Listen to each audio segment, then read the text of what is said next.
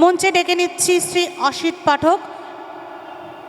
1982 সালে তিনি উচ্চ মাধ্যমিক পরীক্ষা পাশ করে এই বিদ্যালয় থেকে, দমদম বৈদ্যনাথ ইনস্টিটিউশন থেকে চলে গিয়ে পাশ করে গেছেন, কিন্তু সেই যে বললাম টান, সেই টানে ফিরে আসা। মঞ্চে ডেকে নিচ্ছি তাকে এবারে।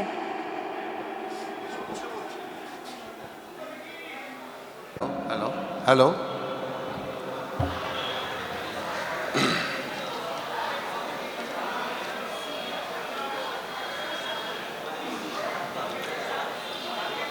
শুভ মধ্যাহ্ন। উপস্থিত শ্রদ্ধেয় সভাপতি, সহসভাপতি, উপস্থিত প্রাক্তন শিক্ষক মণ্ডলী, আমার গুরুজন প্রাক্তন ছাত্রবৃন্দ, আমার কনিষ্ঠ ছাত্রবৃন্দ এবং আমার সহপাঠী ছাত্রবৃন্দ, প্রথমেই জানাই ইংরাজি নববর্ষ 2026-এর প্রণাম, গুরুজনদের প্রণাম এবং আমার কনিষ্ঠ ছাত্রবৃন্দকে সাদর ভালোবাসা, এবং ঈশ্বরের কাছে প্রার্থনা করি সকলের সুস্থ শরীর এবং সদাই আনন্দময় জীবন।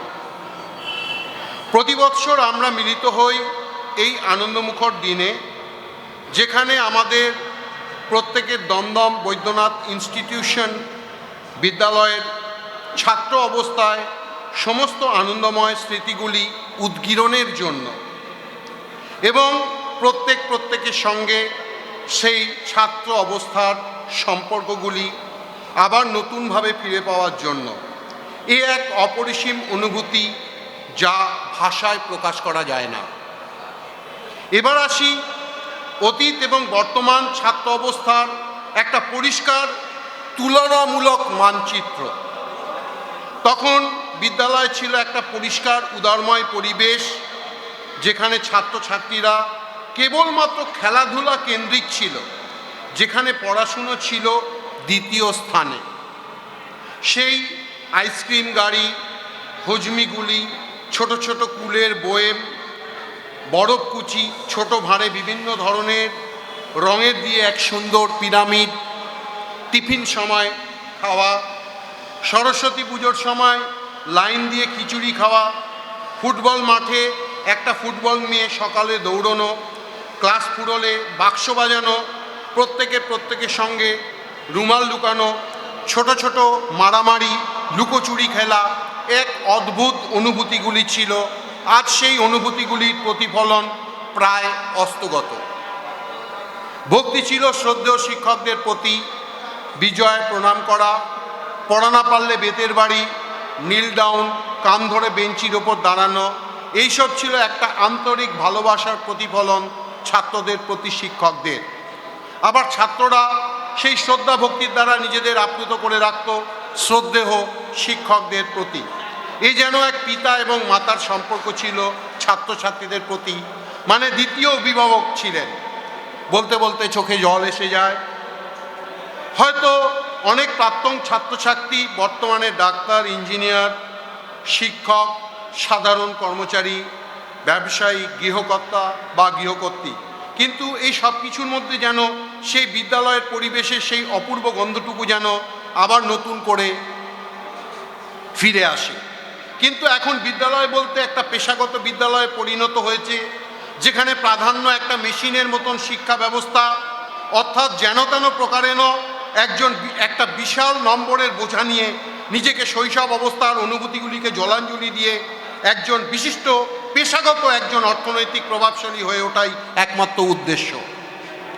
যেখানে গ্রাম অঞ্চলে, শহর অঞ্চলে সরকারি বাংলা বিদ্যালয়গুলির করুণ অবস্থা, ছাত্রছাত্রীদের অভিভাবকদের উদ্দেশ্য প্রধান ইংরাজি ভাষা ভিত্তিক শিক্ষায় ছাত্রছাত্রীদের বড় করে তোলা এবং তার জন্য নিজেদের সর্বস্ব খোয়ানোর জন্য প্রস্তুত থাকা। এই যেন এক আমূল শিক্ষা ব্যবস্থার পরিবর্তন, যা শৈশবকে একেবারে নিশ্চিহ্ন করে একটা নির্জনতে পরিণত করা, যাদের মধ্যে ভক্তি শ্রদ্ধা একেবারে লেশ মাত্রই থাকছে না। তারপর আধুনিক স্মার্টফোন, আধুনিক জীবনযাত্রা যেন সেই ট্র্যাডিশনাল ছাত্রছাত্রীদের একেবারে পিছনে ফেলে দিয়েছে। পূর্বে শিক্ষক মহাশয়রা ছিলেন দ্বিতীয় অভিভাবক, কিন্তু বর্তমানে পিতামাতা প্রধান অভিভাবক এবং শিক্ষক মহাশয়রা তাদের সেই দ্বিতীয় অভিভাবকের স্থানটাকে একেবারেই উজ্জ্ব করে দিয়েছেন। কি অদ্ভুত পরিবর্তন! শিক্ষকগণ এখন শিক্ষকগণ এখন ছাত্র, ছাত্ররা এখন শিক্ষক। শিক্ষকগণ ভীত ছাত্রদের কাছে, যদি কোনো শাস্তি বুমেরাং হয়ে শিক্ষকদের কাছে ফিরে আসে। তাই এই বিশেষ প্রাক্তন ছাত্রছাত্রীদের কাছে এইটুকু আশা রাখি, যেন বর্তমান ছাত্রছাত্রীদের মধ্যে সেই আবেগ ভরা পরিবেশগুলি যেন আবার প্রতিফলিত হয়, যেন এক সুস্থ শিক্ষার সমাজ এবং আদরময় সামাজিক মেলবন্ধন তৈরি হয়, যেটা ক্রমশই অস্তমিত হচ্ছে। বর্তমান কৃত্রিম শিক্ষা ব্যবস্থার মাধ্যমে, যেখানে শিক্ষা কেবলমাত্র অর্থ উপার্জনের জন্যই। ধন্যবাদ।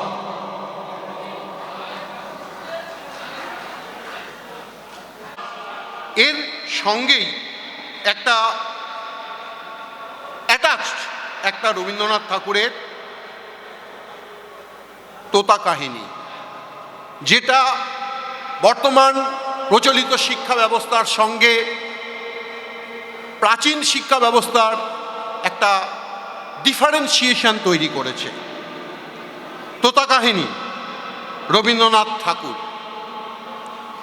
এক যে ছিল পাখি, সে ছিল মূর্খ, সে গান গাহিত, শাস্ত্র পড়িত না, লাফাইত, উড়িত, জানিত না কায়দা কানুন কাকে বলে। রাজা বলিলেন, এমন পাখি তো আর কাজেই লাগে না, অথচ বনের ফল খাইয়া রাজহাটে ফলের বাজারে লোকসান ঘটায়। মন্ত্রীকে ডাকিয়া বলিলেন, পাখিটাকে শিক্ষা দাও। রাজার ভাগিনাদের ওপর ভার পড়িল। পাখিটাকে শিক্ষা দিবার পণ্ডিতেরা বসিয়া অনেক বিচার করিলেন। প্রশ্নটা এই, উক্ত জীবের অবিদ্যার কারণ কি? সিদ্ধান্ত হইল, সামান্য খড়কুটা দিয়া পাখি যে বাসা বাঁধে, সে বাসায় বিদ্যা বেশি ধরে না, তাই সকলের আগে দরকার ভালো করিয়া খাঁচা বানাইয়া দেওয়া। রাজপণ্ডিতেরা দক্ষিণা পাইয়া খুশি হইয়া বাসায় ফিরিলেন। শ্যাকরা বলিল, সোনার খাঁচা বানাইতে। খাঁচাটা হইল এমন আশ্চর্য যে দেখিবার জন্য দেশ বিদেশের লোক ঝুঁকিয়া পড়িল। কেহ বলে শিক্ষার একেবারে হদ্দমুদ্দ, কেহ বলে শিক্ষা যদি না হয় খাঁচা তো রইল, পাখির কি কপাল। শ্যাকরা থলি বোঝাই করিয়া বকশিস পাইল। খুশি হইয়া সে তখনই পাড়ি দিল বাড়ির দিকে। পণ্ডিত বলিলেন, পাখিকে বিদ্যা শিখাইতে। নস্য লইয়া বলিলেন, অল্প পুঁথির কর্ম নয়। ভাগিনা তখন পুঁথি লিখকদের তলব করিলেন। তারা পুঁথির নকল করিয়া এবং নকলের নকল করিয়া পর্বত প্রমাণ করিয়া তুলিল। যে দেখিল সে বলিল, সাবাস, বিদ্যা আর ধরে না। লিপিকরের দল পারিতোষিক লইল বলদ বোঝাই করিয়া। তখনই ঘরের দিকে দৌড় দিল। তাদের সংসারে আর টানাটানি রহিল না। অনেক দামের খাঁচাটার জন্য ভাগিনাদের খবরদারির সীমা নাই। মেরামত তো লাগিয়াই আছে, তারপরে ঝাড়া মোছা পালিশ করা। ঘটা দেখিয়া সকলেই বলিল, উন্নতি হইতেছে। লোক লাগিল বিস্তর, এবং তাদের ওপর নজর রাখবার জন্য লোক লাগিল আরও বিস্তর। তারা মাস মাস মুঠো মুঠো তনখা পাইয়া সিন্দুক বোঝাই করিল। তারা এবং তাদের মামাতো, খুড়তুতো, মাস্তুতো ভাইরা খুশি হইয়া কোঠা বালাখানার গদি পাতিয়া বসিল। সংসারে অন্য অভাব অনেক আছে, কেবল নিন্দুক আছে যথেষ্ট। তারা বলিল, খাঁচাটার উন্নতি হইতেছে, কিন্তু পাখিটার খবর কেউ রাখে না। কথাটা রাজার কানে গেল। তিনি ভাগিনাকে ডাকিয়া বলিলেন, ভাগিনা, এ কি কথা শুনি?